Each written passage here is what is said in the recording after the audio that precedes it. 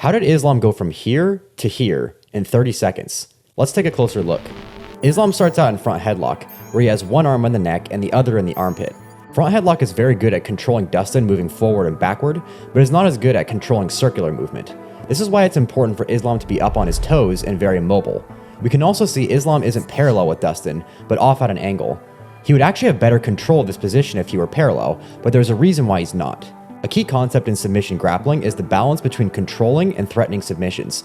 Usually, to attack submissions, you have to give up a little bit of control, but the threat of submission is oftentimes necessary to create reactions that can lead to more dominant positions. So Islam, shifting himself off the center line, puts him in a better position to shoot his right arm deeper.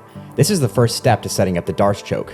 Dustin is aware of this, so this is a threat, and this creates a defensive reaction from Dustin, tripoding. Finishing chokes is more difficult in this tripod, but this new position opened up new options. For example, the cradle is more available now because Dustin is folded over, but instead, Islam attacks with the arm and guillotine. This was not a strong submission attempt because Islam's hips weren't attached to Dustin's. This is an important piece of control that he's missing. Usually this is accomplished by having his outside leg over the top of Dustin's back or having a full closed guard. But because he doesn't have this, as Dustin rolls, he fails to roll with him into mount because he wasn't connected. Dustin also does a good job of framing against Islam's outside leg to keep it from stepping over. But if we take a step back and look at the big picture, Islam once again used the threat of a submission, the arm and guillotine, it created a defensive reaction, the roll, and it put him in a more dominant position. Now at this point, Islam still has the front headlock grip, but this position is more of a half guard. Dustin begins to build up to his elbow, which is the first step to get back up. Islam shoots his right arm deep, so that now his right forearm is resting on Dustin's neck. This is now a much more serious threat for the Darce. Ideally, he would have his hand on his bicep, but as we'll see, you can still finish this choke with the hand on the forearm.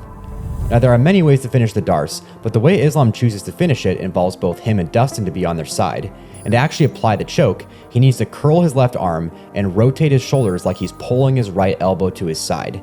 Rotation is one of the strongest ways to finish chokes in general.